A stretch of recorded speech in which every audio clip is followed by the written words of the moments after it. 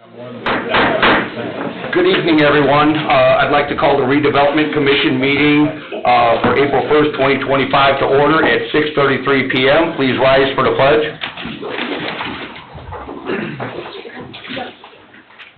I pledge allegiance to the flag of the United States of America and to the republic which stands, one nation, under God, indivisible, with liberty and justice for all. Can I get a roll call, please? Mr. Carnahan? Here. Ms. Rivera? Here. Mr. Recupero? Here. Mr. Becker? Here. Mr. Parker? Is absent. Ms. Dixon? Here. Mr. Teal? Here. Ms. Haskell? Is absent. She's absent due to the fact she had surgery on her foot today. Ms. Bazis? Oh, here. Thank you. Is it, did I say it right? Yes. Thank you. Ms. Sandberg? Present. Mr. Eldridge? Here. Mr. Austin is absent. Mr. Deutmeyer? Present. Ms. Heiduk is present. Thank you. All right, beginning, we're going to start with the presentation for Explore Everyday Community Recognition Award. This goes to Aaron Shirkey of Cedar Lake State Farm.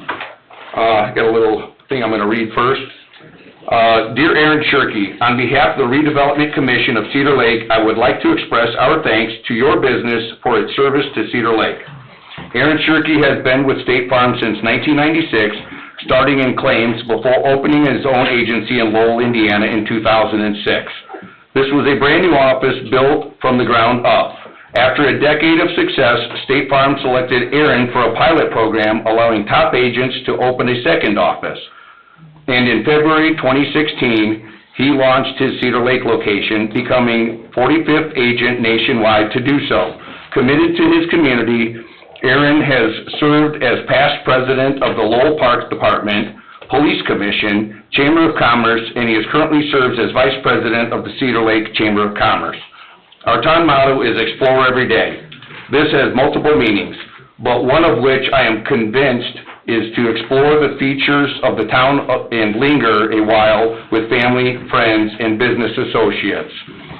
To that end, we remit a resolution of thanks to you and your team for all your hard work and dedication to Cedar Lake. Thank you for your contribution to Cedar Lake. Sincerely, Richard Teal. Thank you.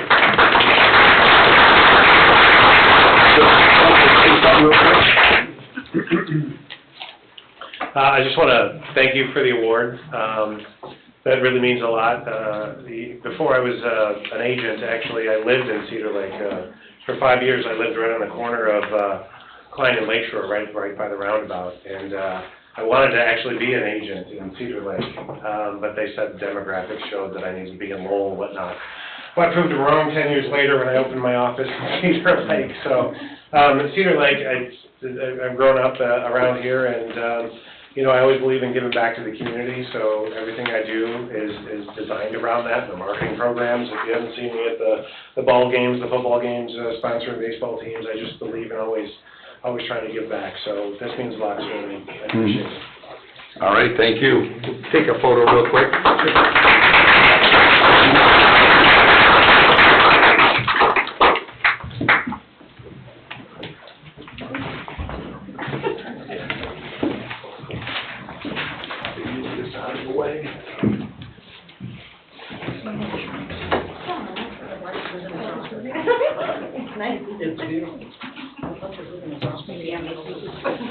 And Cheryl was informed me that the new certificate was done by Mike. Oh, it was done by Mike.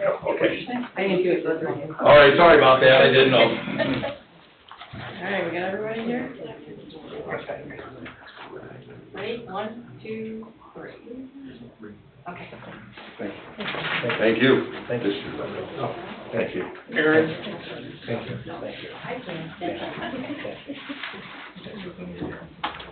Oh, I should have done that. I totally should have done that. Thank you. Thank you.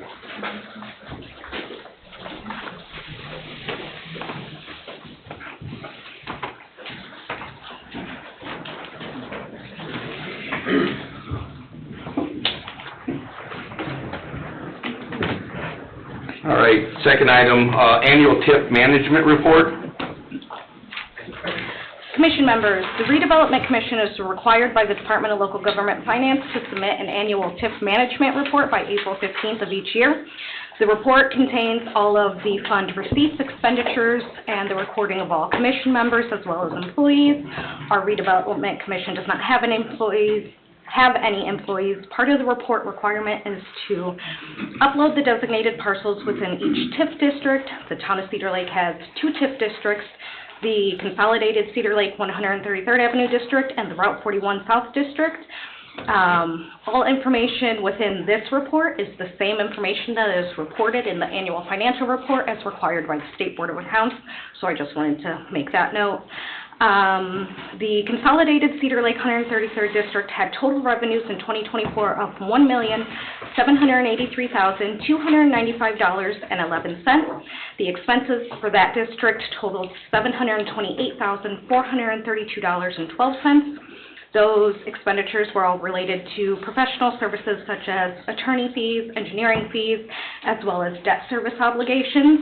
The debt service obligations are related to the 2017 refunding bond, the 2020 refunding bond, and the 2022 lease rental bonds. According to the parcel records that we received from the Lake County Auditor's Office, the consolidated Cedar Lake 133rd Avenue District has 695 parcels, and the Route 41 South District has 32 parcels. As of December 31st, 2024, Fund 804, which is the TIF fund for the consolidated district, had a cash balance of $2,075,718.05. As of today's date, the Route 41 South District has not had any increments. So that meets our requirement. It will be submitted in Gateway. Sometime this week, I have a question out to support. There was a little issue with the submittal button, but we'll get that figured out this week. And then we'll also go over this report again for Town Council because that is also now an annual requirement. Thank you. Thank you. Thank you. Moving on to consent agenda, minutes from March 4th, 2025, and claims, Fund 804, an amount of $572. Any questions? No, sir. All right, seeing none, I entertain a motion. I'll make a motion to approve. All right, we have a motion to approve by Ms. Dixon, seconded by Mr. Becker. Roll call, please. Mr. Carnahan? Yes. Mr. Recupero? Yes. Ms. Dixon? Yes. Ms. Rivera? Yes. Mr. Becker? Yes. Mr. Teal? Yes, motion carries 6-0. Moving on to school board liaison comments. None? Okay. I would like you to speak, Marion Buckle sent me a text about the school referendum. Could you talk about that? Because a lot of people don't even know what it's about. So I would prefer to have Dr. Terrell speak on that. I know he's got several speaking engagements that are coming up here in the next, over the course of this month is an election on May 6th for the referendum. But the basic thing is continuing the referendum that we've had in place for the Crown Point Community Schools. So it impacts just that section, and it's actually a tax rate decrease despite some of the verbiage that you'll read on the actual question. So the price goes from 21 cents, I believe, down to 18 cents. Per assessed dollar. So Dr. Terrell does have a lot of speaking engagements. If you'd like to hear the full details, he's much better at presenting that and more well prepared to present that. But that is the election on May 5th. Thank you. Basically, what I heard here, you face the potential of losing 70 teachers and nurses and stuff in every school and stuff. But it sounded like the tax rate would not go up; it would go down a little bit. That's correct. And so because I've had a lot of people, they heard about it, but they had no idea that we were even having it, and that just covers Center Township and Cedar Lake. Thank you. Thank you. Thanks, Bob. Moving on to written communication, I have not received anything. I have not received anything. All right, we'll move on to public comment for Redevelopment Commission. Second call for public comment for Redevelopment. Third call? Anything online? No hands raised. All right, seeing none, this meeting is adjourned at 6:42. Next meeting, May 6th, be 7 o'clock for the council meeting.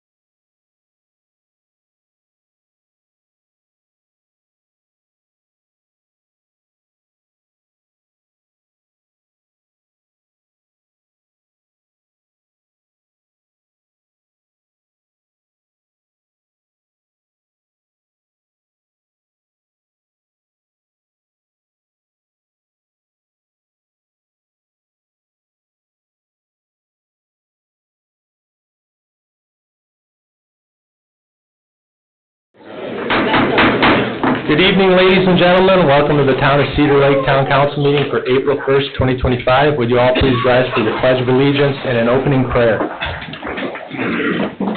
pledge allegiance to the flag of the United States of America and to the republic for which it stands, one nation, under God, indivisible, with liberty and justice for all. We have Pastor Harlan Walters.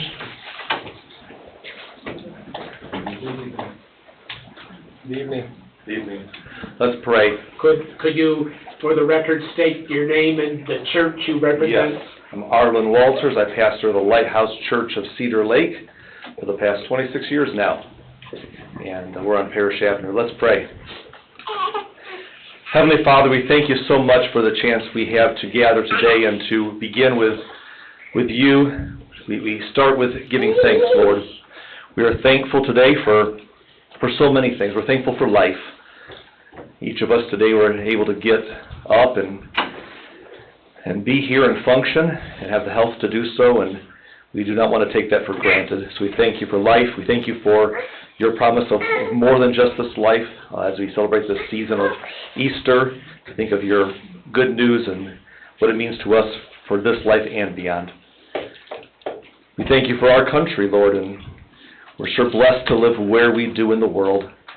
And so all the freedoms we enjoy, and while there's always something that we would like to see better, maybe a lot of things we'd like to see better, we are grateful to live in a great nation and to live in a great time in history. So blessed to be when and where we are. We thank you. We thank you for Cedar Lake, for our community, its growth, and all the wonderful people that make it what it is today. I thank you for the people who serve in this room right here, Lord, all of our council members and all the different civil servants in our community, from police to fire, and other areas, our schools, all the folks who help make this place a community worth living in and moving into. We're grateful for each person, Lord, who puts and gives of themselves and sacrifices, sometimes for not much for all the work they do, but they do it because they care about this place, about our community. So we thank you for that. Now, God, we ask that you'll bless our meeting tonight. Bless our nation. Watch over the U.S. of A. Be with Indiana, our state, and be with Cedar Lake. Bless this gathering as those who are in charge work to their best end to make decisions that will better our community. We may not always agree, Lord, on what that looks like, but I pray that we would all strive to do our best for our town and do so in the spirit of love and grace. And we pray that you'll just bless each person here, that they would know that their service matters, that they matter to you, that they would feel your love and your presence and your guidance as they guide our community. We especially think, Lord, of some new people we welcome into our community with a new chief of police and a new officer and a new town manager. Lord, as we're getting a lot of new faces jumping in to serve our community, I pray that you'll bless each of them. Help them, Lord, to be watched over and cared for, their family, themselves. May they bless this community and their service, and may we bless them back. So watch over us tonight, guide our decisions, our spirit, with your presence and with your love. We pray all of this in Jesus' name. Amen. Amen. And I'd also like us to remember Eldon Strong, who was a Crown Point police officer and served as Center Township trustee and on the Lake County Council.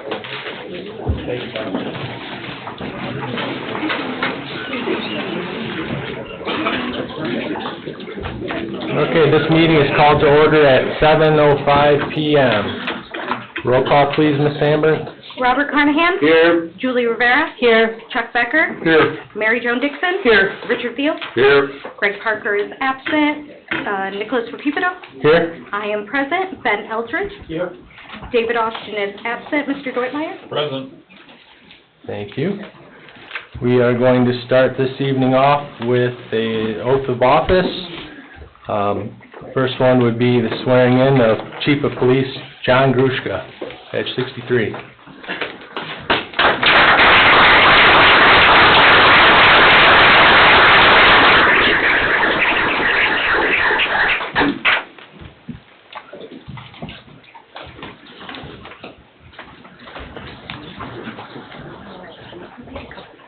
Are we good? Is that a good shot?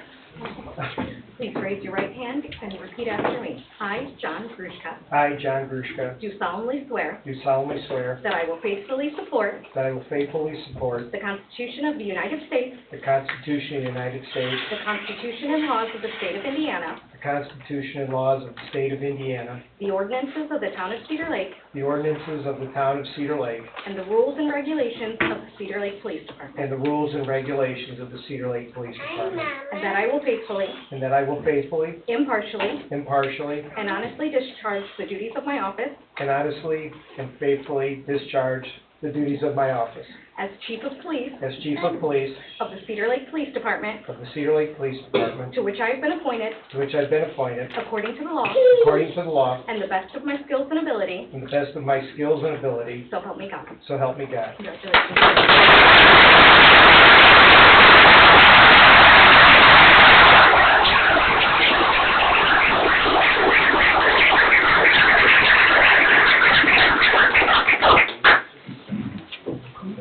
You gonna get up and get a picture with him? Me? His wife. Oh. Standing up there. I don't like him that much.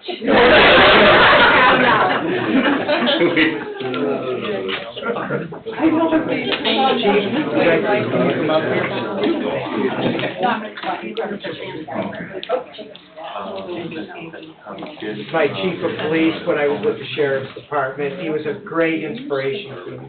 And he's a huge loss to us. You're doing very well today. Okay.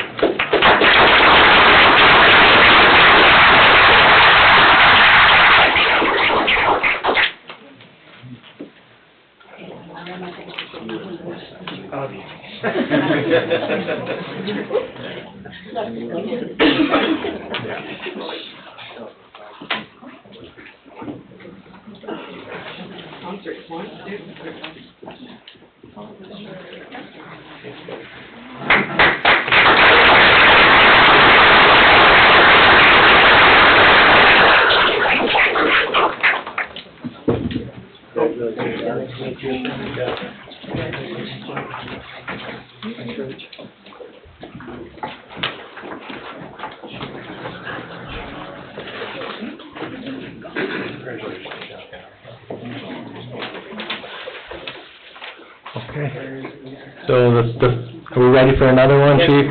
The fun doesn't stop there. We have the swearing-in ceremony of Patrolman Randall Lukasik, badge 64.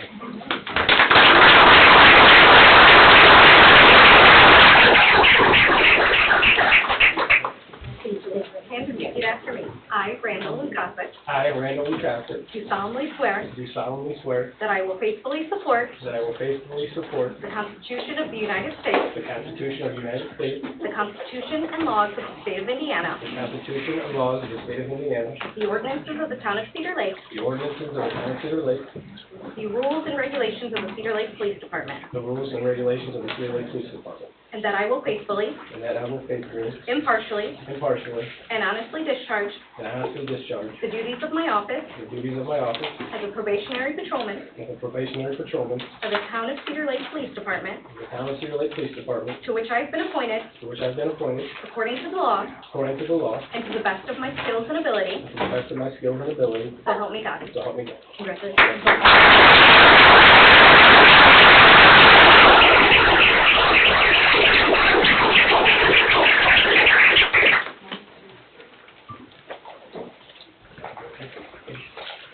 And Officer Lukasik, I'm going to present to you your badge. And it's to say, welcome aboard.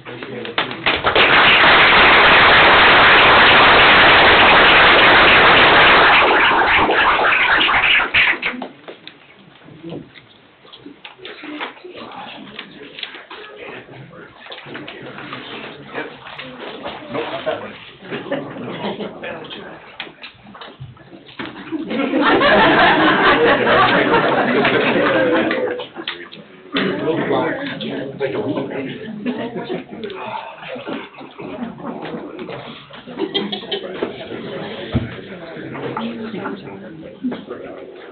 All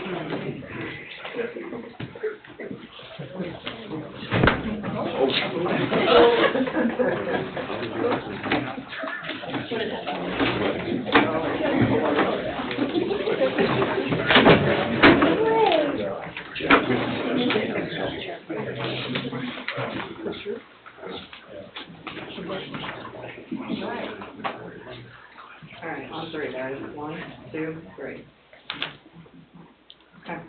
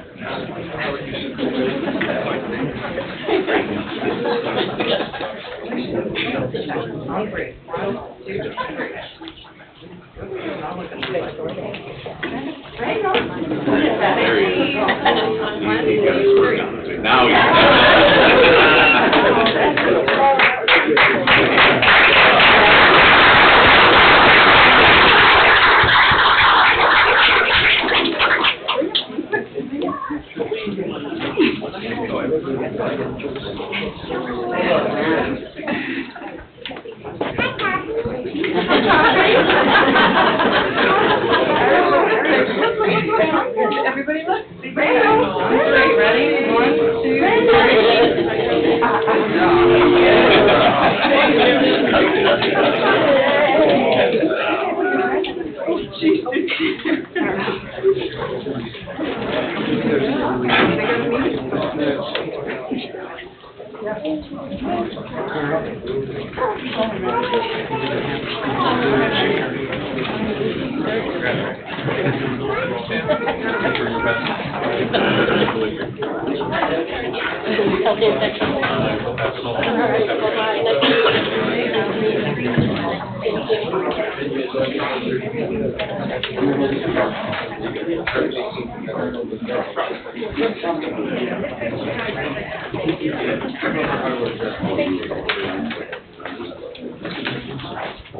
Hey, Bob, is Carl coming back?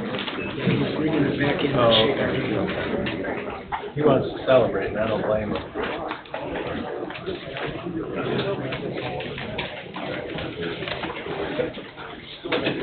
Sorry about that. Hey. We understand, thank you. You should have just let him.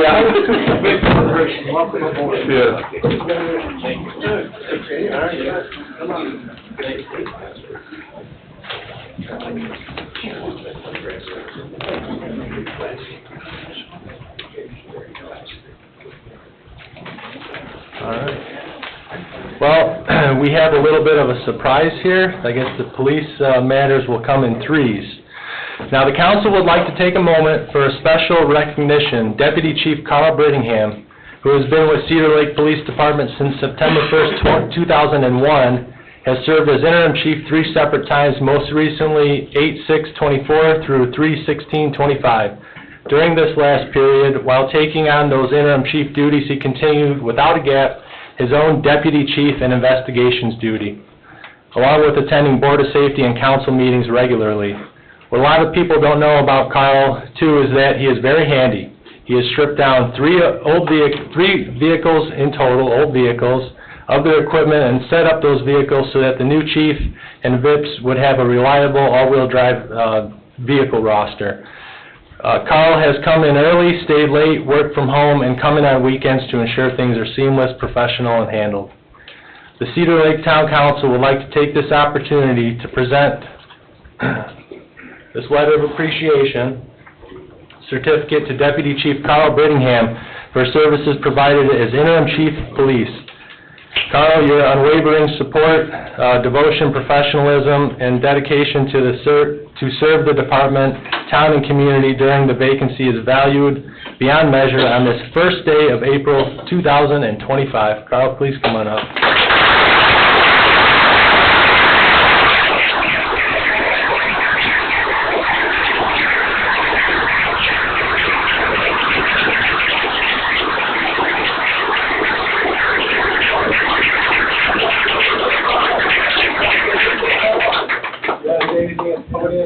We'll take a photo with you.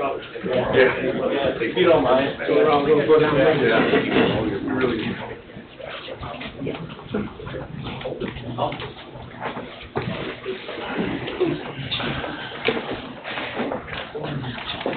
Well, I guess before we do the photo, obviously I wasn't prepared for this.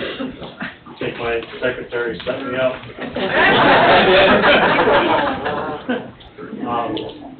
It's truly my honor to do the things that I do here.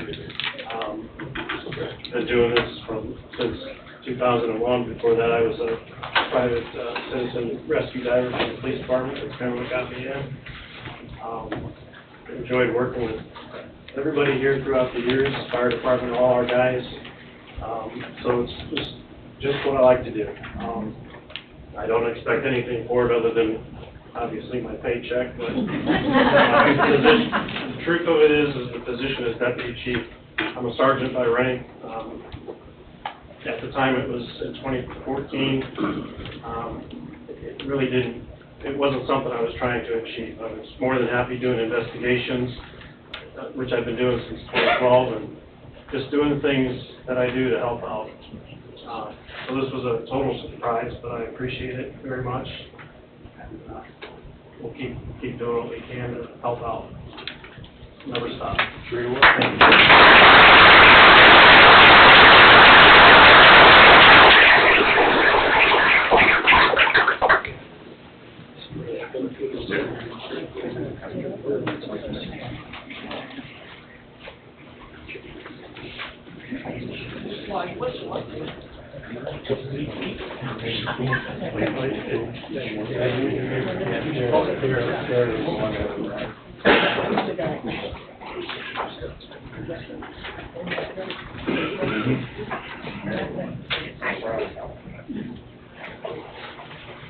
On three. 1, 2, 3. Okay. Thank you, Val.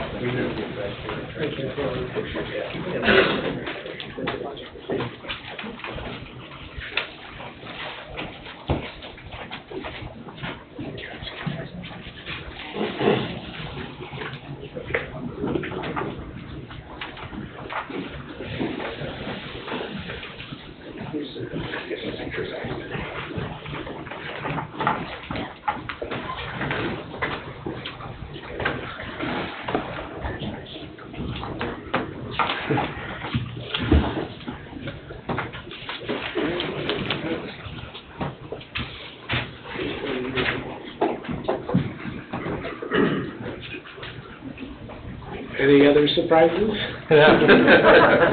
Okay, one little surprise. Nick Worley has a presentation for us. Okay. Hey, Nick. Hey, how you doing today? Good. I got a How are little you? present for you guys. Okay. I live at 7,000 West. I live right now down the street from the church. I do have a little present for the town, and I want to make sure that it's a little present for me, from my office. It's going toward you guys, and it's got to go for Janet, and hopefully it can go the whole different way. So I want to send to this for the town, the new Indiana State. Oh, nice, flag. Nick. Oh. Beautiful. Thank you, Nick.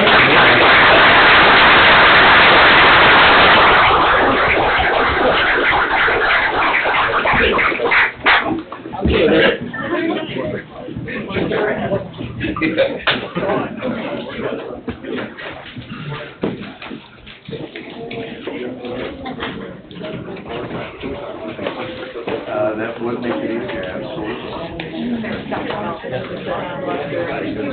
Good, real good. You'll hold that? Yeah. All right. Well, you're probably getting the center here, Nick. Yeah. No, you get in the center.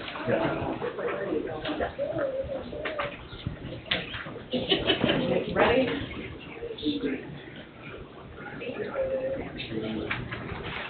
All right. All right.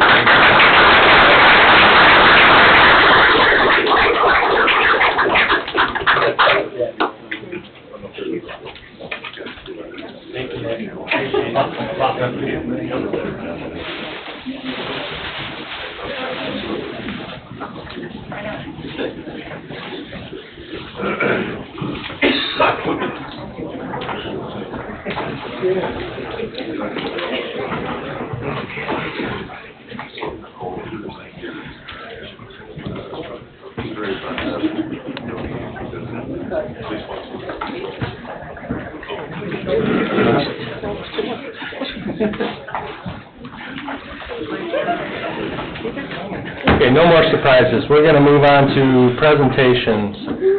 Check presentation from NIPSCO/TRC. Do we have a representative here? Would you folks please mind coming up to the podium?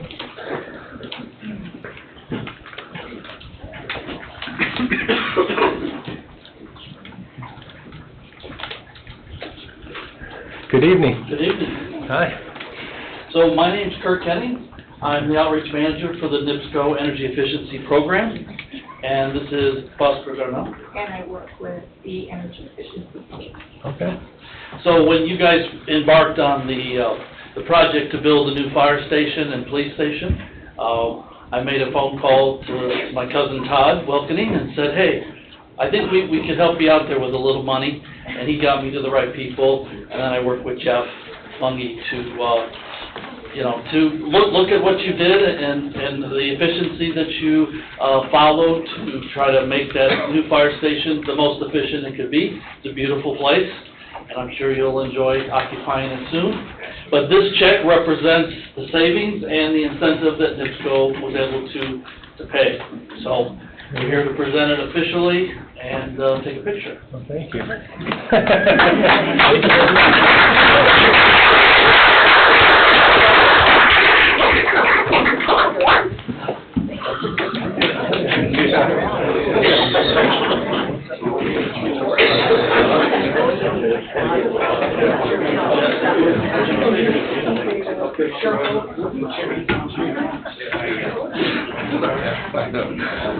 Laughing at you. No, it's taken down.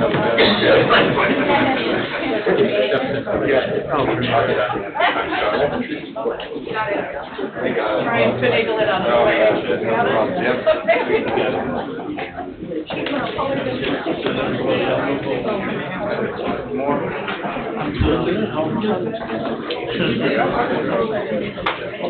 All right, here we go. All right. Here we go. We got one more.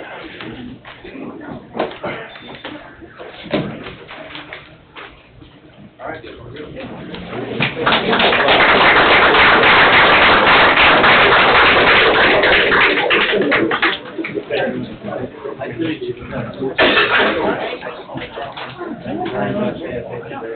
Thank you very much. Oh, you left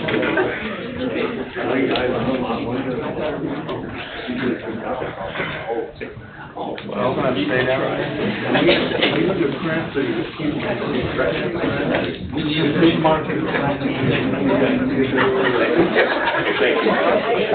Oh, you found a quicker way?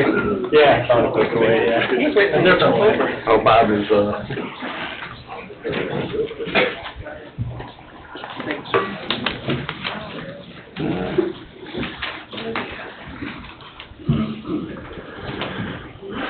Jeff, you stated we don't have a Legacy Foundation representative. We do not. Okay. All right, so that item is postponed. We will move on to the annual TIF Management Report. Ms. Sandberg. Town Council, as reported in the previous Redevelopment Commission meeting, the Redevelopment Commission is required by the Department of Local Government Finance to submit an annual TIF Management Report by April 15th of each year. The Redevelopment Commission is also now required to present this report to the Town Council. The report contains all of the fund receipts, expenditures, and recording of the commission members and employees. The Town of Cedar Lake Redevelopment Commission does not have any employees. Part of the requirement is to upload the designated parcels within each TIF district, because there are two, the Consolidated Cedar Lake 133rd Avenue District and the Route 41 South District. All of the information reported in this TIF management report is the same information as reported in the annual financial report as required by the Indiana State Board of Accounts. The Consolidated Cedar Lake 133rd Avenue District had total revenues in 2024 of $1,783,295.11. The expenses for that district totaled $728,432.12. Those expenditures were related to professional services such as attorney services, engineering services, and debt service obligations. The debt service obligations are related to the 2017 refunding bond, the 2020 refunding bond, and the 2022 lease rental bonds.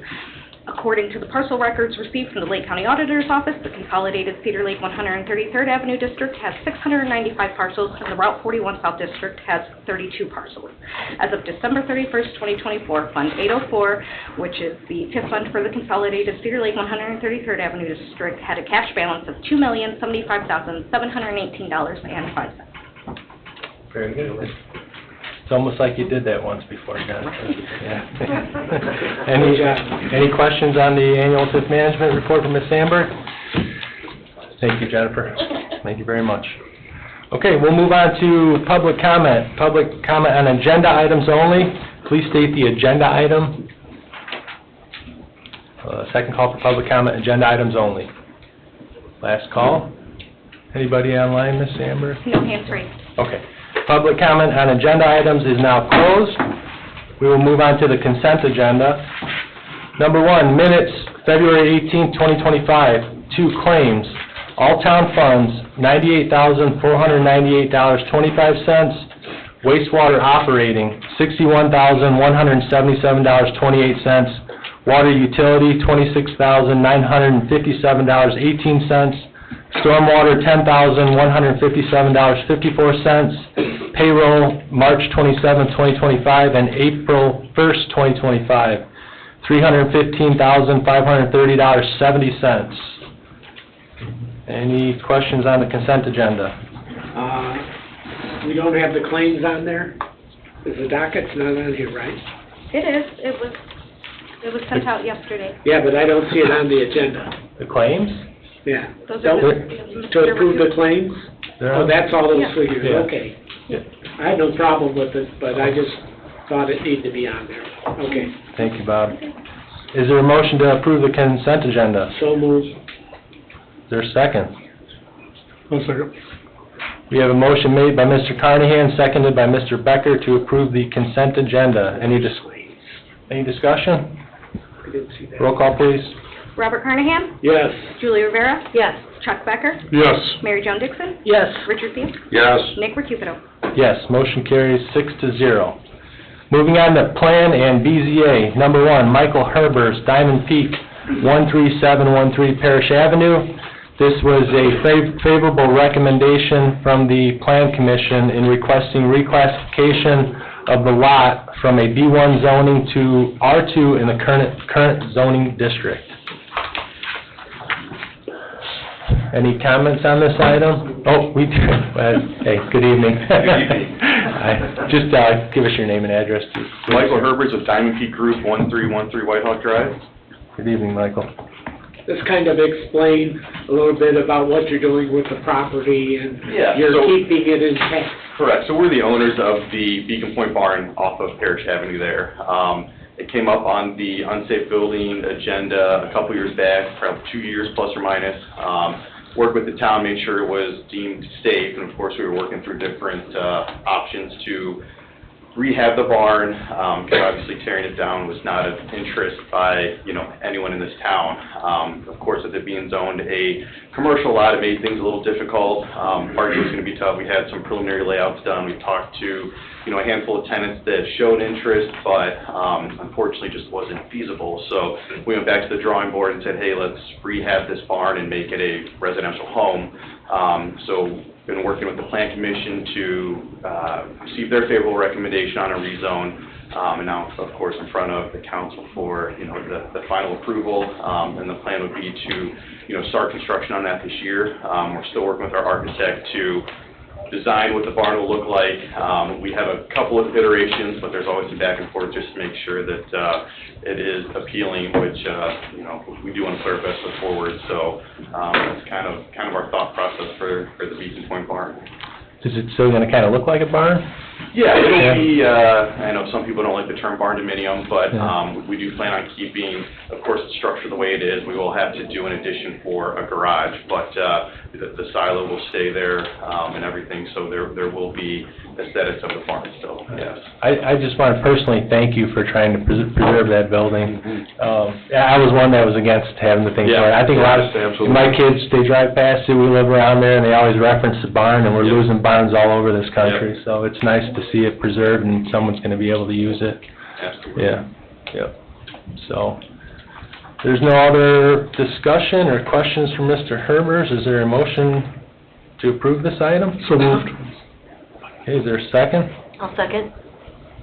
We have a motion made by Mr. Becker, seconded by Ms. Rivera, to approve the rezone from B1 to R2 for the 13713 Parish Avenue lot.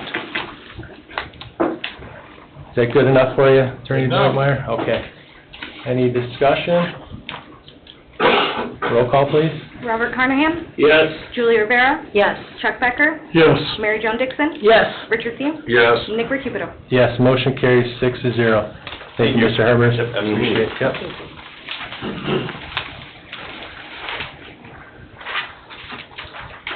Ordinances and resolutions. Number 1, ordinance number 1512, an ordinance amending ordinance number 1507, Town Parks and Recreation Activities Fee Schedule. I was absent the last meeting. Did you guys have a reading on this at all? Or was there just direction given to, I know there was a suggestion to not carry on some of those discounts to employees, but was there just some clarification? No, this is just the recreational and activity fees. Okay. For different activities, like crafts, workshops, trips. Okay. I believe this ordinance was simply a cleanup of this ordinance because previously when, scroll too far, when 1507 was originally amended, it was amended incorrectly, so this is kind of just a cleanup. And then I believe in the future, after the park board takes action on those facility fees, that will then be coming to your agenda. Okay, all right. Very good. Thank you for the clarification. So, this is a 2-reading ordinance. Mr. Teal, would you mind reading this one by title only, please? Town of Cedar Lake, Lake County, Indiana, ordinance number 1512, an ordinance amending Town Parks and Recreation Activity Fee Ordinance number 1507, being an ordinance amending Town Parks and Recreation Activity Fee Ordinance number 1322, being an ordinance amending an activities fee schedule for the Town Department of Parks and Recreation and all matters related thereto, repealing all town code sections and ordinances or parts thereof in conflict herewith and all matters related thereto, repealing all town code sections and ordinances or parts thereof in conflict herewith and all matters related thereto. Thank you, sir. Attorney Deutmeyer, do you have anything for us? I don't have any comments on this. Okay.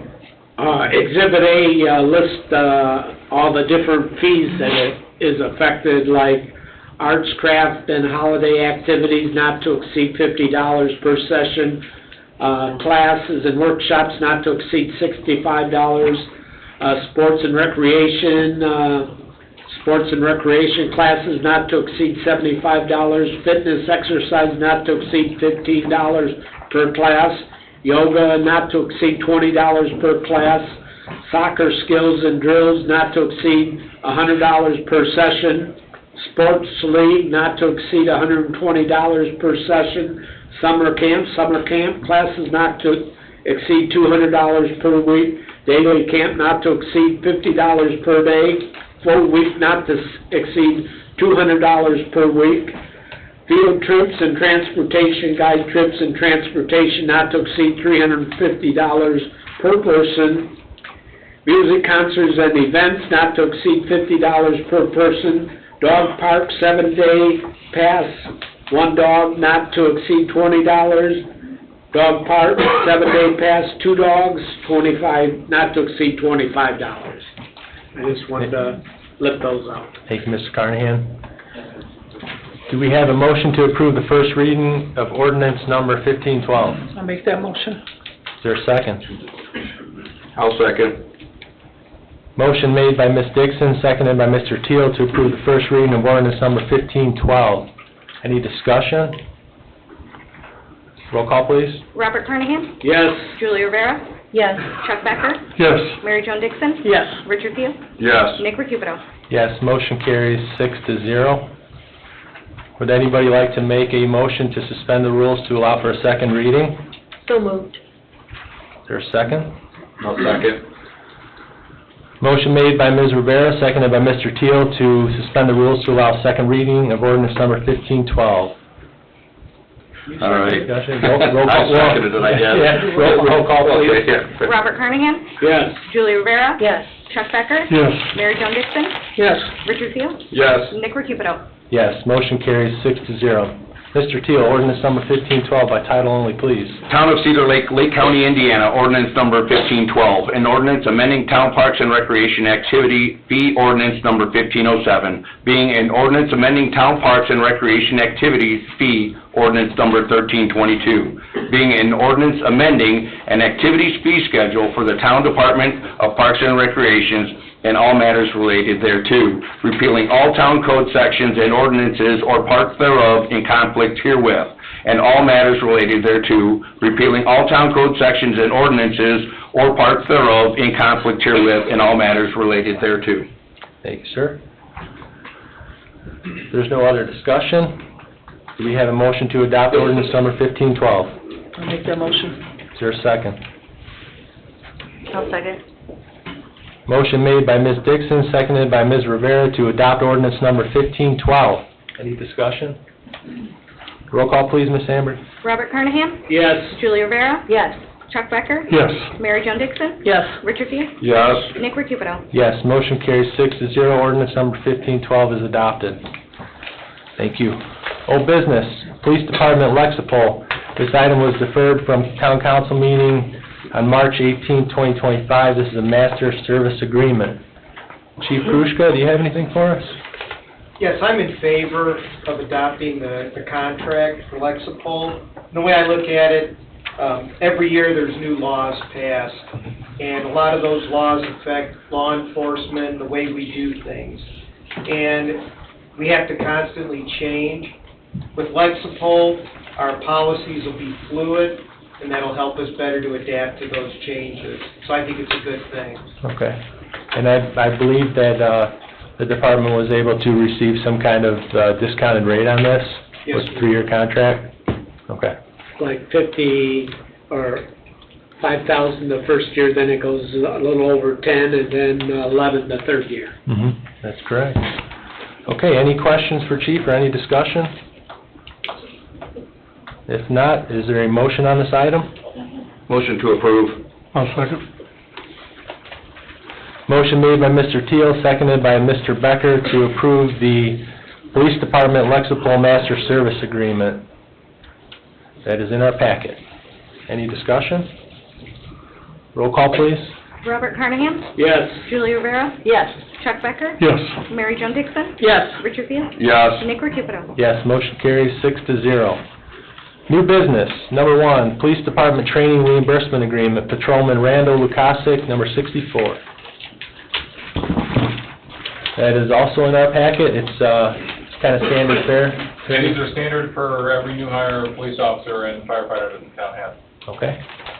Very good. Gentlemen, Be okay with it? All right. Yes, we are. All right. Okay, is there any discussion on this item or a motion? I'll make a motion to approve. Second. We have a motion made by Mr. Becker, seconded by Mr. Carnahan to approve the Police Department training reimbursement agreement for Patrolman Randall Lukasik. Any discussion? Seeing none, roll call, please. Robert Carnahan? Yes. Julie Rivera? Yes. Chuck Becker? Yes. Mary Jo Dixon? Yes. Richard Field? Yes. Nick Recupedo? Yes, motion carries 6-0. Number 2, auctioning of police department vehicles. Auction of 3 vehicles to govdeals.com, 2 Dodge Chargers and 1 Ford Taurus. Who's taking this one? Yeah, this was kind of started a while back, so, one is a 2015 Ford Taurus with a lot of miles on it. The other is a 2011 Dodge Charger, same thing, it's a pool, these are all pool cars right now, they're not in service. And the last one is a 2013 Dodge Charger, so they're the oldest vehicles in our fleet, and they've just reached their point of being useful in our job and pretty much anything else across the board. So, as you read earlier, I was able to provide BIPs with a all-wheel drive Ford Taurus, which was a 2018. So there's really no use for these 3 vehicles with the high mileage and some of the problems that they currently have. So we'll get them stripped down and auction them on gov deals like we have in the past. We approved that. Yeah. Motion to auction, police department vehicles, 3 vehicles to govdeals.com. We have a motion, is there a second? A second. Motion made by Mr. Carnahan, seconded by Mr. Becker to approve the auctioning of 3 police department vehicles on govdeals.com, 2 Dodge Chargers and 1 Ford Taurus. Any discussion? Roll call, please. Robert Carnahan? Yes. Julie Rivera? Yes. Chuck Becker? Yes. Mary Jo Dixon? Yes. Richard Field? Yes. Nick Recupedo? Yes, motion carries 6-0. Number 3, Fire Department, garage doors replacement. Chief Mager? Council, within your packets, there's actually 2 individual quotes if you want to change the title on that. First quote is for the door, one of the single door panel replacements in the tune of $1,025. And the second quote is for 2 operators with light curtains in an amount of $5,710. So they're 2 separate jobs? Did you have Separate jobs. Okay. My understanding that this is an excellent company. Okay, so we have two proposals here. All right. Motion to approve both. Okay, we have a motion to approve both proposals from Higgins Overhead Door. Do we have a second? I'll second. Motion made by Mr. Carnahan, seconded by Mr. Teal to approve both proposals from Higgins Overhead Door LLC. Any discussion? Roll call, please. Robert Carnahan? Yes. Julie Rivera? Yes. Chuck Becker? Yes. Mary Jo Dixon? Yes. Richard Field? Yes. Nick Recupedo? Yes, motion carries 6-0. Thank you.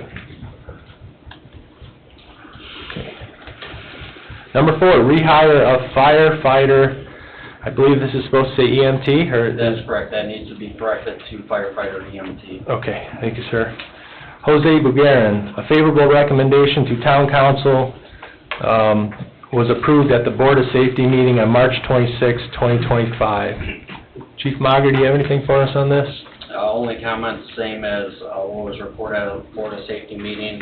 Jose Bugarin started with us part-time a few years back, worked with us part-time, took the full-time position, and decided to move to a different city department, and in turn would like to come back to town of Cedar Lake Fire Department. Very good. Thank you, sir. Is there a motion on this item? I'll make a motion to approve. Second. We have a motion made by Mr. Becker, seconded by Mr. Carnahan to approve the rehire of firefighter EMT who's Jose Bugarin. Any discussion? Roll call, please, Ms. Amber. Robert Carnahan? Yes. Julie Rivera? Yes. Chuck Becker? Yes. Mary Jo Dixon? Yes. Richard Field? Yes. Nick Recupedo? Yes, motion carries 6-0. Number 5, VS Engineering, East Side Sidewalk Project. We have Mr. Tim Hollinsworth here. Good evening, Tim. Good evening, Council.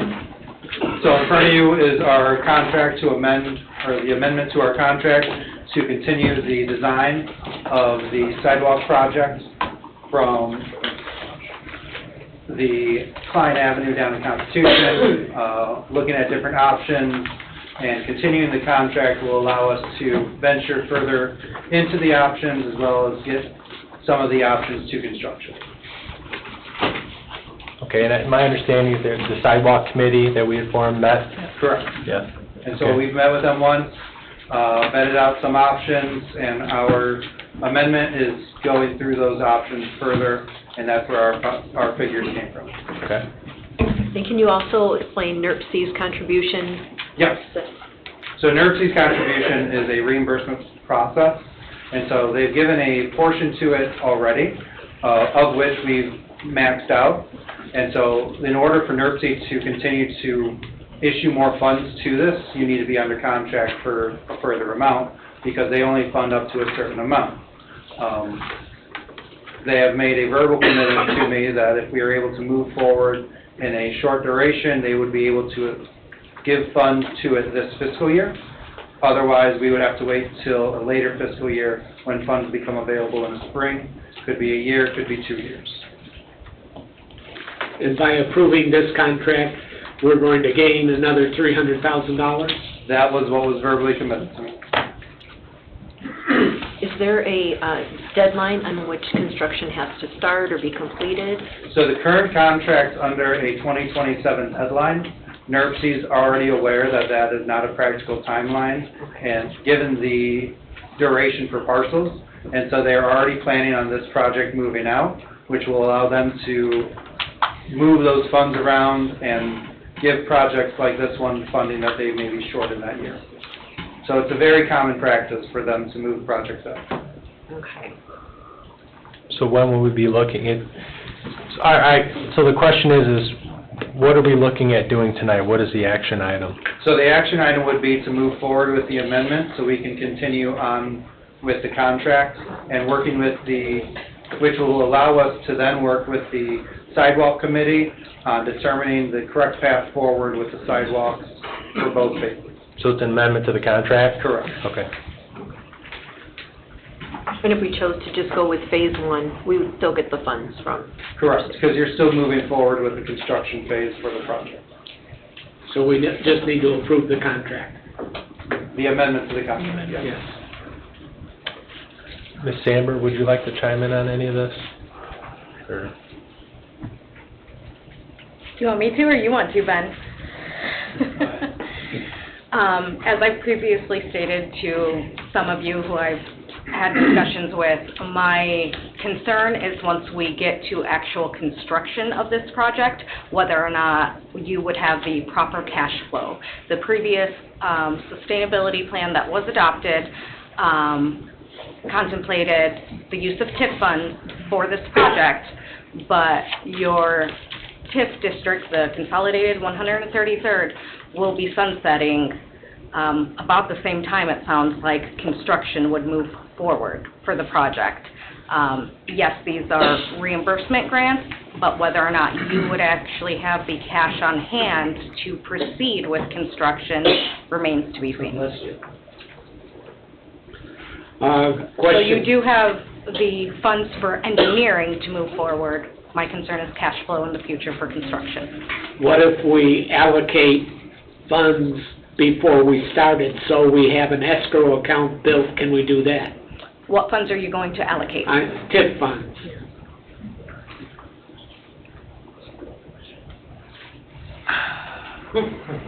I mean, it's usually frowned upon to hoard cash for years without utilizing it. But if we earmark it to cover the costs, so we can afford this.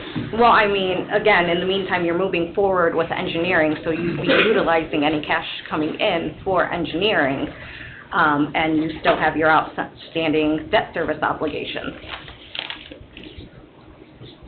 What was going to be the obligation to the town as far as the construction goes? I know there's some unknowns, but...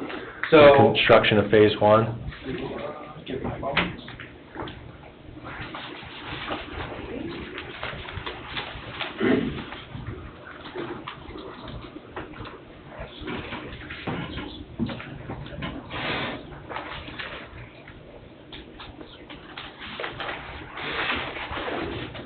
I want to say it was around $1 million.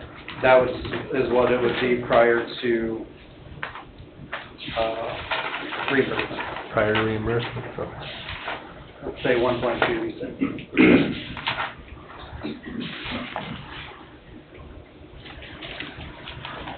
And just to reiterate, if we don't go through with the process, we will have to pay back money we've already been given from the... Correct. So I believe it's around $100,000 that has been reimbursed that would have to be issued back to NERC And if the project cancels entirely. And we get nothing for it. Just the papers I gave you. They're not gold-clad papers No, or I'm sorry. anything. I'd like to figure out a way to do this. I mean, realistically, unpopular opinion here, but if we work with developers that are willing to put in infrastructure and start and lift parts of the moratorium, we would have cash flow, correct, Jen? In our Yes general and fund. no, but yeah, that would be cash that would be flow one to way. to your general fund, and that would not necessarily be a proper funding source for such a capital project. Is it allowable, though? I mean, technically, anything with your general fund is, but whether or not it is a smart move, that would be something that really needs to be discussed, because I just don't want to I would not recommend paying for capital projects out of your general fund, No. because your general fund majority pays for your salaries, your wages, your benefits for your employees. So we do need to get money in our general fund for those things as well. I would just say, hate to see us lose out on the grant money, and also to, I mean, basically look NERC in the face and say, no, thank you, after they've offered this money. I worry about future projects and funding with NERC. Sue, could we ask you your opinion, please? I forgot Sue was on.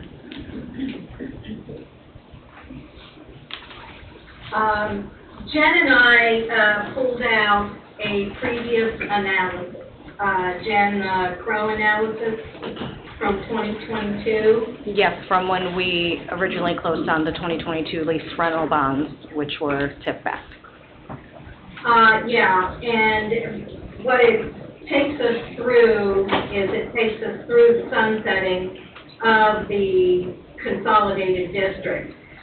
We need to update that, because if we're looking at the city now, Jen, correct me if I'm wrong here, but I think you and I just, an hour and a half ago, were talking that the 12/31 TIF revenues in our report here showed $573,781, when in reality we had $700,000, and that's only for a 6-month distribution, correct? Give or take, yes. Yeah. And so what we could do, is we can update those numbers, use the same minimal increase or no increase at all year over year to the TIF revenues.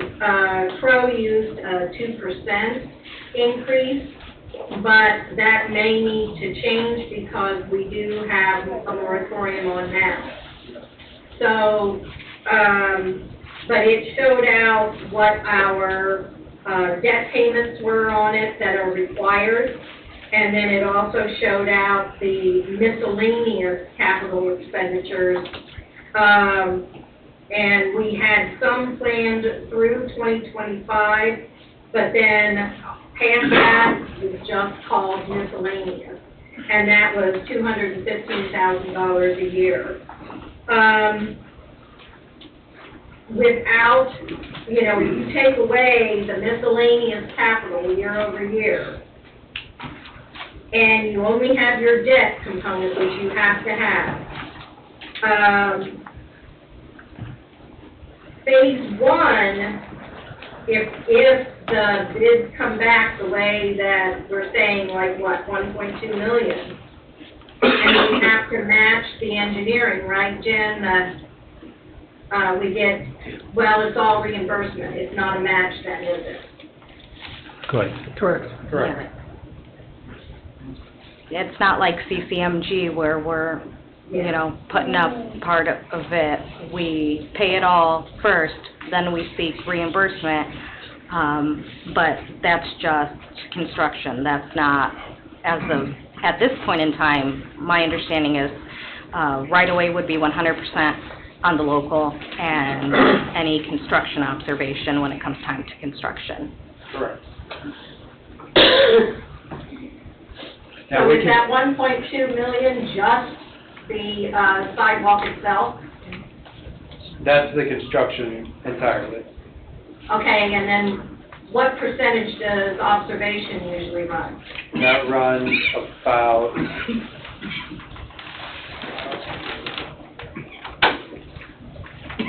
say 15%. No, that's high, 10%. Keep going lower. Sidewalk project, it'll be lower, so I would say 7.5. There we go. There you go, you got what you asked for, Nick. And then easements, and we have quite a few to procure. I think it's like That is to be determined. 6 to 9. 0 to 9, depending on the hour. 0 to 9. Well, understand, your debt, the debt has to come first, because you've already made that commitment. The $215,000 that we have earmarked miscellaneous capital divided every 6 months, 175 every 6 months.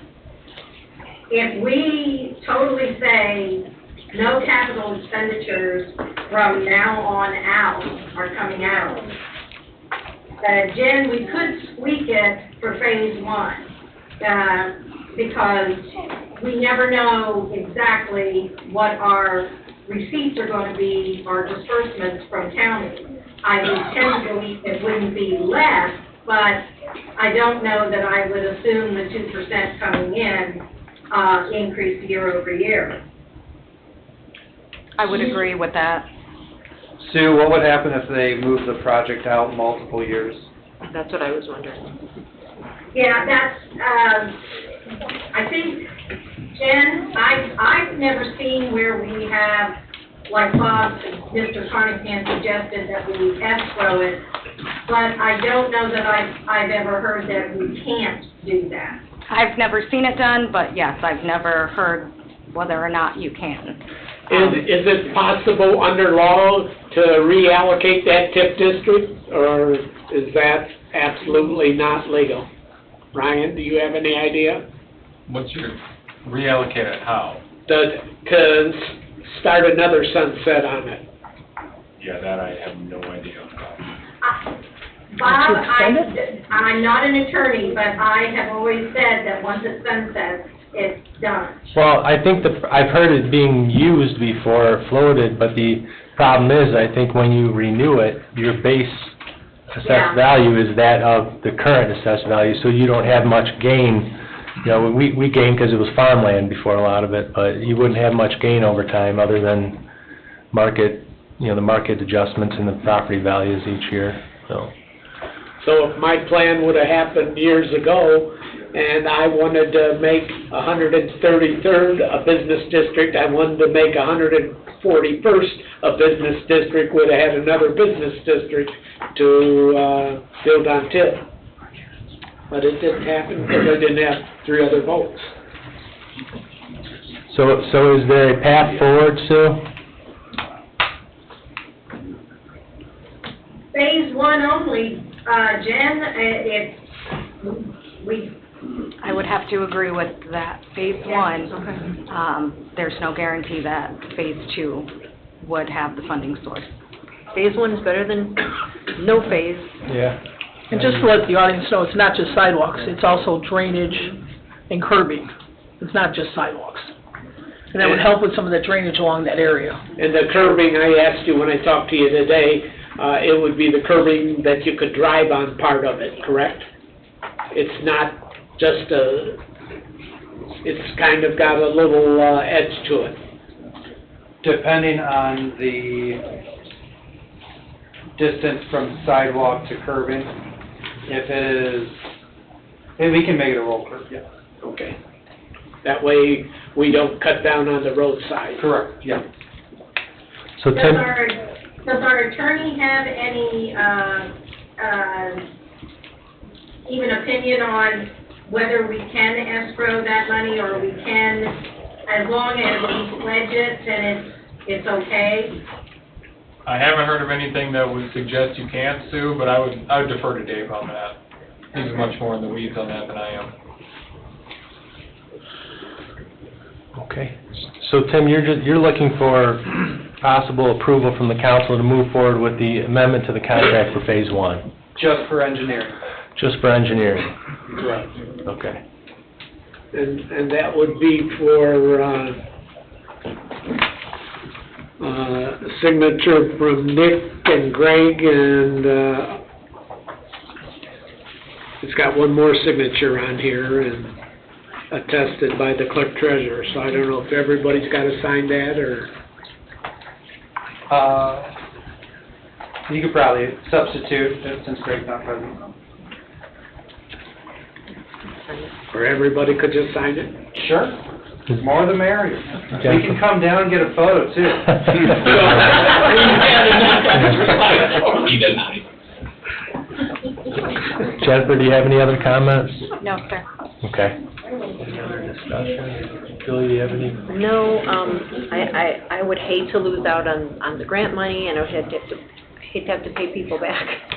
So I'd like a motion to go ahead with the contract with VS Engineering, and don't have to add this, but phase one, we're just gonna aim low. I'll second that motion. All right. We have a motion made by Ms. Rivera, seconded by Mr. Carnahan, to approve the contract amendment for engineering for phase one with VS Engineering. Sound correct, Tim? Good. Okay. Any discussion? Seeing none, roll call, please. Robert Carnahan? Yes. Julie Rivera? Yes. Chuck Becker? Yes. Mary Jo Nixon? Yes. Richard Thiel? Yes. Nick Recupero? Yes, motion carries 6-0. Are we gonna see you again soon, Tim, or what's gonna be the next? I will be meeting with the sidewalk board very soon to discuss next steps. So. Okay. Very good. Thank you. Thank you, sir. Thank you for your time.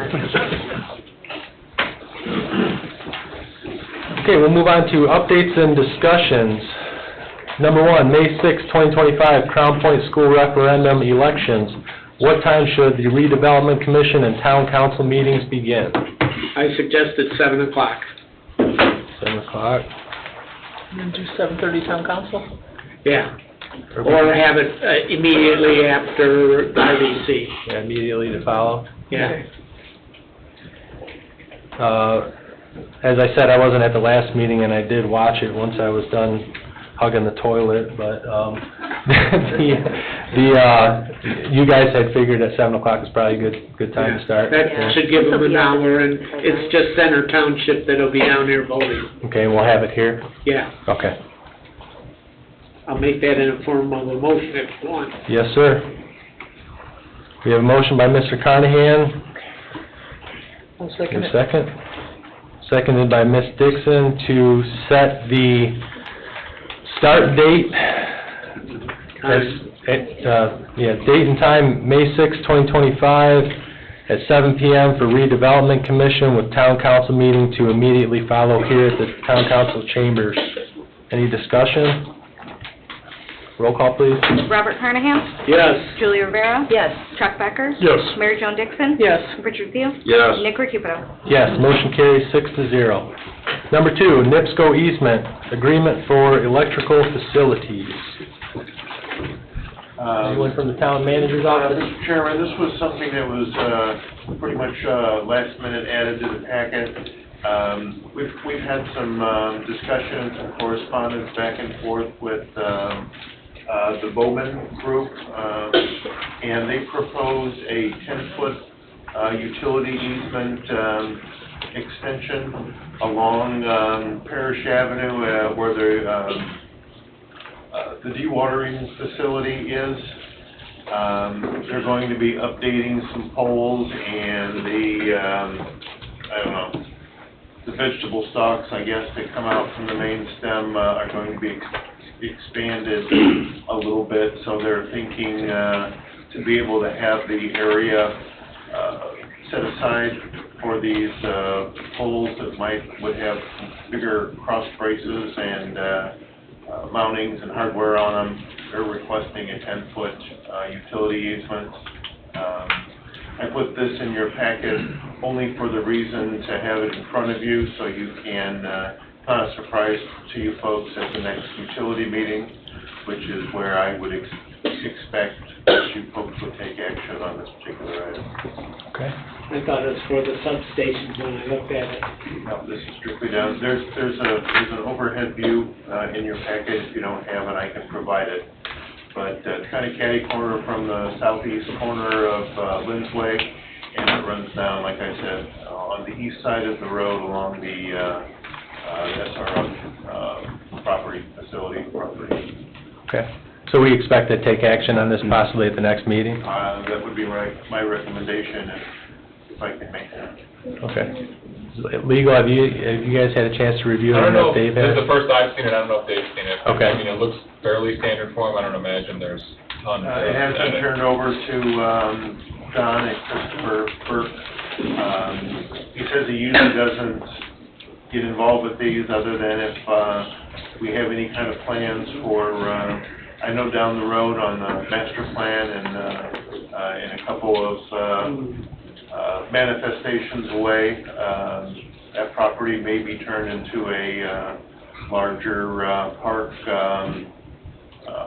complex kind of deal. Has been talked around, bantered about in past discussions. So if it's just a 10-foot easement, I don't think that would be. And these are overhead lines anyway, so I don't. And that's 114 acres that State Senator Sue Lansky got us the money so that we'd have a facility to dewater the dredging from the lake, which the Army Corps of Engineers said we needed the property, and then the second engineer came back and said we didn't need the property. So it is what it is, but we have the potential to build a sports complex on that 114 acres. Okay, very good. I don't think any action needs to go on this evening. Like I said, this is just to bring this under your radar for, and I would think in 2 weeks' time you get some kind of preliminary report from Don, and it's just a matter of moving forward and ratifying the easement. Very good. Thank you, Mr. Bungie. We'll look forward to that at the next meeting. We'll move on to reports, town council reports. Mr. Carnahan, what you got? Okay, the Cedar Lake Chamber of Commerce join us for the second luncheon of the year, Tuesday, April 8th, 2025, 12 p.m. at Cedar Lake Ministries, 13701 Larman Street, Cedar Lake. Guest speaker, Julie Cezada, Executive Director of Heart and Soul Grant, the museum at the Liaison Resort. Ticket prices are $20 per person. Please RSV at the Chamber of Commerce office at 219-374-6157. And then the next thing coming up, April 16th at Tebow's, there will be an AIM roundtable, and it is very good to hear from what other communities are doing, and we need to select one person to be our keynote speaker to tell what's happening in Cedar Lake, and they also request gifts to give away as door prizes, and I informed them I couldn't make it because I have plan commission, so Chuck, Greg, and I can't make it, and Rich can't make it because he's got unsafe building. So I let them know that it was a bad night, and they said they were sorry I couldn't make it, but they'd look into it. Okay. We did send out a group email to everyone on the council. Julie's responded that she'd like to go. I registered myself. And Mary Joan was at the last one this time last year, and myself, and Ben, the administrative assistant, Kirsten Smith, went over there. Very nice program. So, Ben and you and Monica could both go to that? And Julie. Yeah. Well, I already registered. And Mary Jo. And I enjoy going to it, but some way they change the date to when we have a meeting here. All right, any other town council reports? Yes, Mr. President. I received an email yesterday, as well as you and John Kapura from Heather Dessauer. She did give me authorization to read it. I am writing to formally resign from my position at the Plan Commission and a result, the Unsafe Building Board. My resignation is effective today, March 31st, 2025. This decision was not made lightly, as it has been a great honor to serve the community alongside my fellow board members. While it has been an opportunity I truly value, sadly, I no longer feel that my voice is effective. Thank you once again for the privilege of serving on the board and working alongside such dedicated individuals. I look forward to seeing the continued success and growth of our community. Sincerely, Heather Dessauer. Well, we think it's a shame to see Heather go. Yeah, I enjoyed it. We're gonna definitely miss her. Yeah. So with that, we'll probably need to advertise for a Plan Commission member. It's a Democrat. Yes, and she was a Democrat, so that would have to be applicants for... Yeah, the same way we do it annually for Board and Commission applications. Notice would be sent out by the town manager's office that applications are being accepted. And then, yeah, you guys can take action upon appointing someone at a future meeting date. For payroll purposes, could you please forward her email? Yes, I can. Thank you. Now, I was questioning also if we would need to appoint someone from Plan Commission now to unsafe or not. I did speak with Mr. Hojek today, who's also on the board with me. And we don't need the third, two is a quorum because there's only a 3-member board, but it would be appreciated if it did, but if not, I understand as well. So we can take that to the Plan Commission tomorrow. Yeah, and it would still have to be a Democrat also. Because we don't know that whoever is appointed to replace Heather would want to go on that board, and being maybe a new person, they might not want to tackle something right, like that. and it's not a big issue because it is a quorum with just myself and John Hojek at the time, so I just wanted to notify everybody of that. Yeah. Do we need to act on this, Jennifer, as far as advertising or simple direction, okay? Just direct me to work with that and we'll get it done. Okay. And everyone? Yeah. Okay, very good. Anything else, Mr. Teal? That is it. Okay. Any other town council reports? We'll move on to town attorney, Attorney Deutmeyer. No Anything? reports. Okay. Clerk treasurer, Ms. Sandberg. Nothing this evening. Okay. Town manager. No reports. Okay, reports are nice and easy. Okay, before we open up the floor to public comment,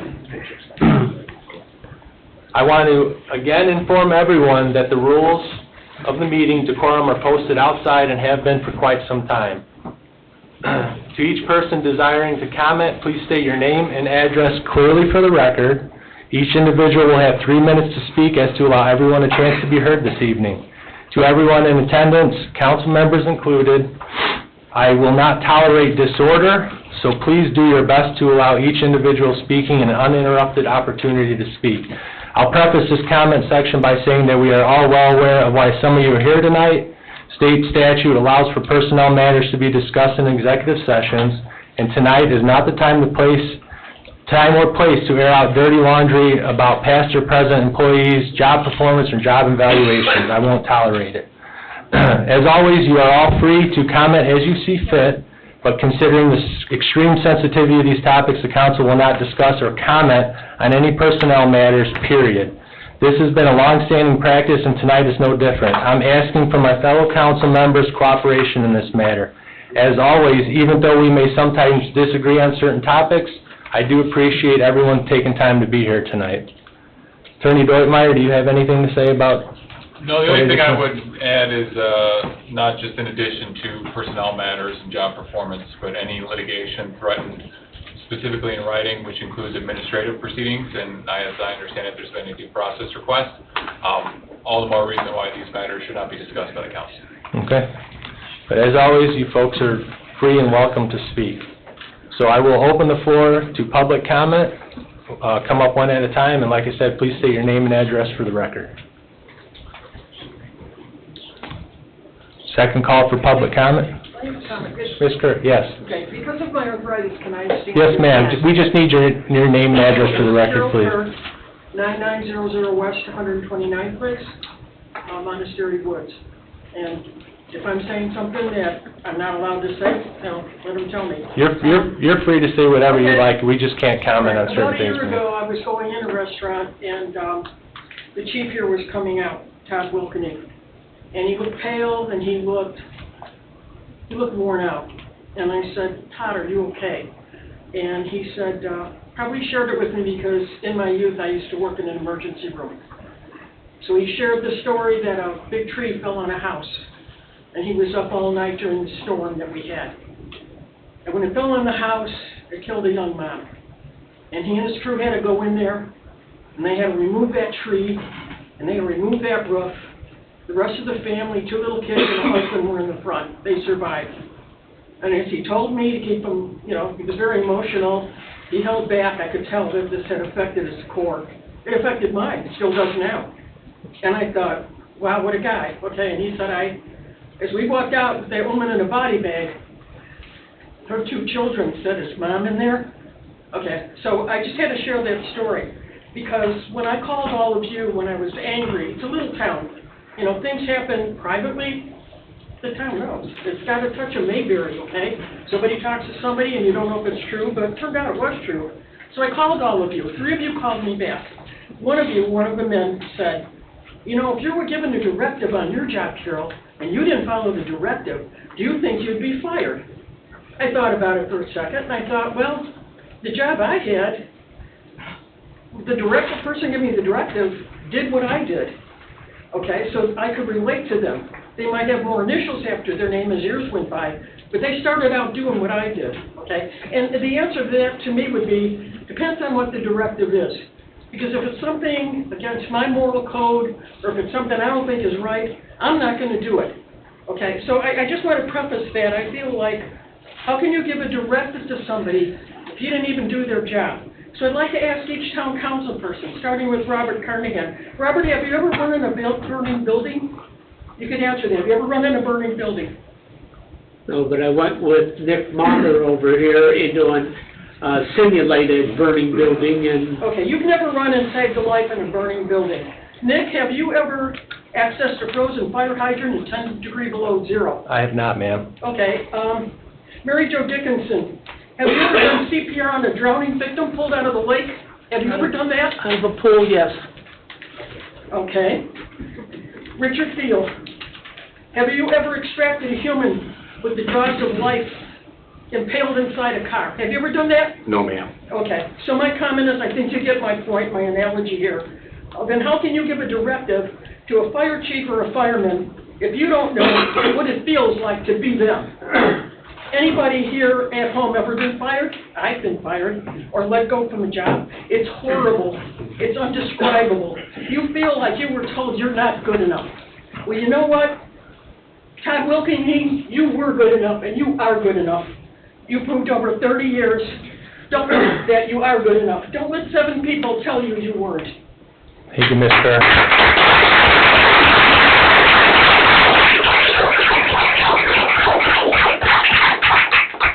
Hey, anyone else here for public comment? Second call. My name's Damien Morales, live at 13425 Cardinal Lane. Yes, sir. Just had a quick question about the engineering sidewalk. Is there a motion to reconsider that? the statement that you guys concluded on, just because I feel like $100,000 paying back maybe in the long run the discount versus what we're getting back. I don't know all the details. I don't know if you guys can share that with the public. Again, it'd be pleasurable if you guys could. If not, it just seems like engineering, to me, either mismanaged the resources or didn't budget accordingly. So I'm just kind of curious if can that be opened up for discussion again? Go ahead, Julie, I think you I was just gonna say, the cost of engineering and really the cost of everything have skyrocketed. So I don't think it's a matter of the engineering, not budgeting or not being fair, but it has gone up since the project started. And this isn't the sidewalk going to Robin's Nest. This is the one going, on Lake Shore Drive. Understood. It's just, again, those funds, if not going to the sidewalk, can go to something else. It can be what other projects need to be, fire departments. It can't go there. It has to go in the TIF district for, improvements. Understood. So then, I guess, Jennifer, for a quick question. For that TIF district, I'm relatively new to Cedar Lake. Could I get like a briefing or understanding email, just kind of? Reach out to me tomorrow, and I can point you in the right direction of where you can find some really good information regarding TIF districts, and specifically TIF districts of the state of Indiana and our district. Preferred contact email or the text message thread on the Cedar Lake link? Email me. It's just my name, jennifer.sandberg@cedarlakeinn.org. All right, perfect. Thank you. Thank you, sir. Okay, last call for public comment. I have to say something, and I'm not gonna talk about like specifics or executive session or anything like that. I'm sorry. Finish your thought. I just wanna say I stand with Chief Wilkening. He will always be Chief Wilkening, and my support is with him and his family. I know why we're all here, and if you're not speaking about it, I understand, and that's all I'm gonna say tonight, but I can't let it go unsaid. Thank you, Julie. Okay.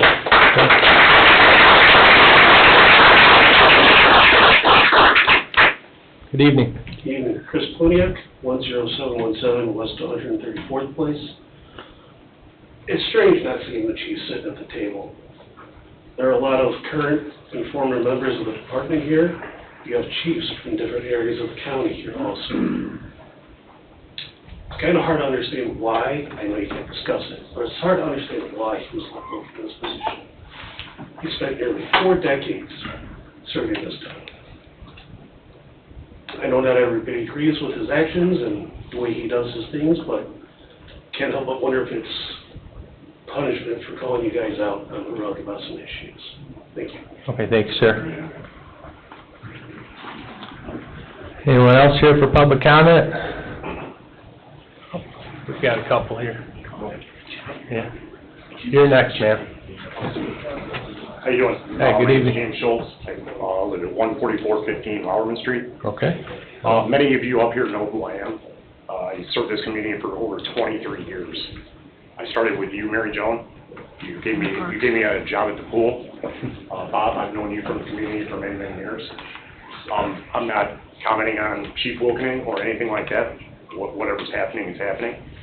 The blatant disrespect I seen at a public safety meeting that was explained a meeting before was just outcasted again, especially against Officer Gruppenthal, who I was raised on respect in this community.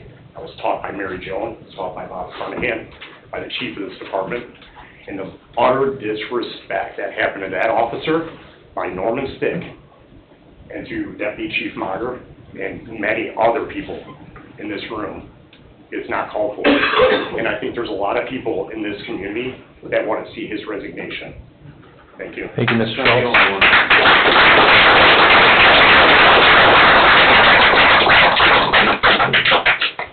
Ma'am, you can come on up. I know you've been waiting. Oh, no.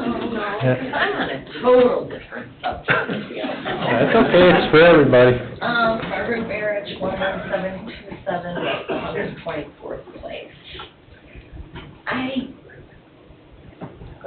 I guess, unless can I ask this question? only a utility meeting will speak about the water issue? No, you can speak to us about that, absolutely. Okay. I was very shocked to see a check presented by NIPSO for efficiency on a building that we don't have water in. Can somebody explain that to me? Hey, I'm glad to take the check, so I don't know what the I justification is. I mean. But it really is NIPSO a big problem too here? Do we not see? I think it has more to do with the electrical aspect of it, right? A lot of Lighting the and- different energy efficient appliances that they put in. That can't be used. Super energy efficient water That heaters. can't be used. Not yet. You know, we can't keep going around on that, but do we have a date when those buildings are gonna be being used? I can tell you, we have, an estimated date of maybe 2 months.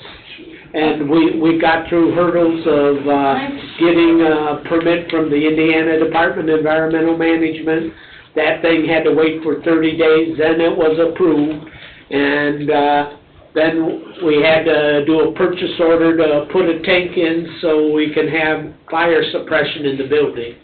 My understanding. The ducts weren't in order when it went in, and I'm afraid, when I heard about, I mean, I've been trying to talk to a lot of people about this water and trying to get both sides, and I understand from one side the moratorium on the building is gonna prevent us from solving this problem because we can't get the extra resource. It wasn't that. We had the money for this project, it's just, it was permitting at this point, wasn't it, Bob? I mean, we approved that water line project in 2023. For those buildings, but I'm talking also the rest. Yeah. Staff having some issues. Okay, well, I kind of was a little leery about when I heard about this sidewalk problem, which I'm not even familiar with where that is, or what's going on. It goes from, the roundabout to town hall. That's where they want the sidewalk.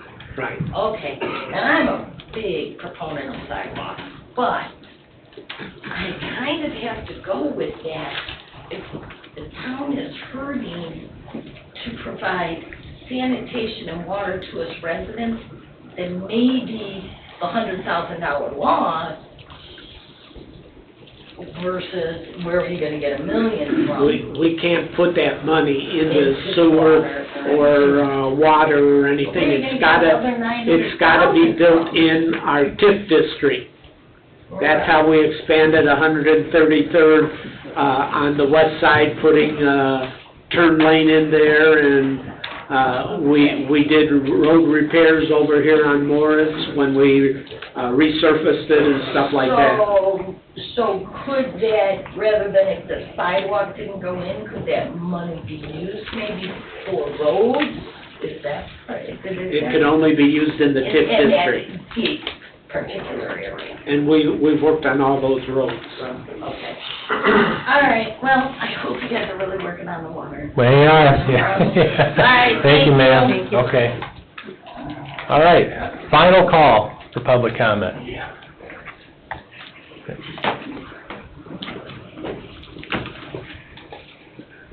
Hello, Evening. everybody. Hi. My name's Edward Keith. I live at 17810 Union Street. I run the Dan's Pierogi trailer. We've been operating at Sweet Pea Designs, the former Nagy Automotive. I applied for a permit in February 25th. Guys, I still don't have my permit. I believe on your paperwork it says 10 days. What's going on? You should have it by now. Is someone in the town manager's office aware of this? I thought that it was ready to go out the door at least a week ago. I had some conversations with Monica, but yeah, we'll find out where it's at. I really thought it was already. I was in contact with Monica through an email, and she told me last week another week. What's the name of your business? Dan's Pierogies. This would be a special events permit, sir? Yeah. Yeah, okay. All right, tomorrow, sure. And I'm sure you guys have his contact information, but maybe, okay. All right, we apologize for it. Get it done tomorrow, please. Thank you. All right, thank you, sir. Thank you, Dan. Okay. Sandberg, do you have anybody online that wants to chime in? No hands are raised. Okay. With that being said, public comment is now closed. Our next meeting will be on Tuesday, April 15, 2025 at 7 p.m. This meeting is adjourned at 8:30 p.m. Thank you all.